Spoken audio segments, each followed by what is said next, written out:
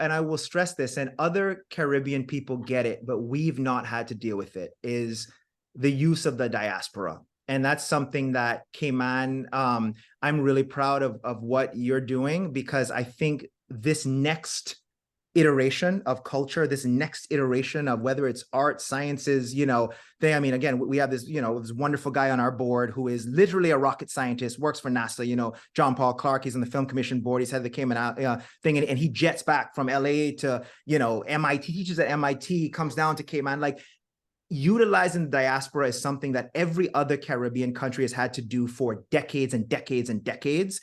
We've never had to really do that.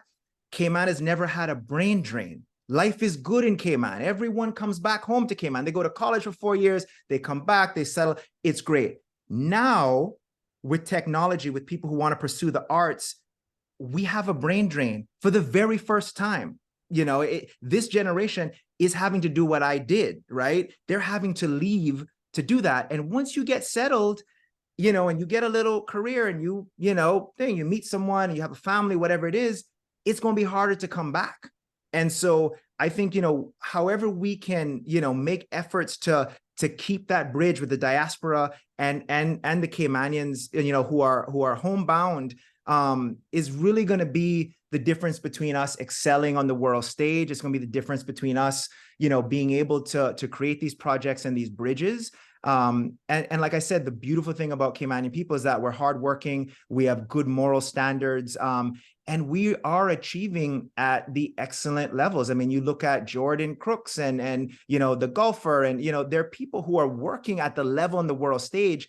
Unfortunately, or fortunately, they've had to do that by training in Texas or on a PGA tour, and not even to get into the own profit in their own country thing, but let's put that aside for a second. But just the idea of being able to utilize the best of the world. We're an international community now. The world, as you said, through tech is this small.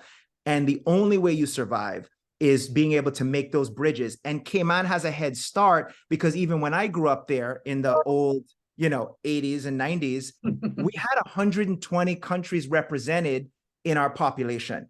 Most small towns, which is what Cayman was at that time, 40,000 people, are homogeneous, right? You don't have 100 different countries represented in a population of 40,000 or even now 80,000 people, right? We have that advantage that even growing up in Cayman, you're not going to come to America and be like, oh, I don't know how to interact with a South African or a thing or da-da. We have that. So I think whatever we can do to cultivate that, to see the value in other cultures, to see the value in our citizens who are establishing places overseas, to see the value in our new citizens, right? People who have given up their homeland and made Cayman their home. And what do we, a lot of people be like, oh, he's not a real Caymanian, she's not a real Caymanian, oh, da, da, da. No, we need to embrace that. That's how we grow. That's that perspective, seeing our culture through the eyes of others. I mean, anyone who's away knows that when I'm in America, I read the compass every morning. When I'm in Cayman, I never read the compass, right? I'm around, I'm here, it's there, right? You feel it differently. You see it differently. You bring perspectives from your day. You went to the Eiffel Tower today, and then you're looking at Cayman, right? It's like all these things we need to learn as a community to embrace that. And that's the only way we take it to the next level.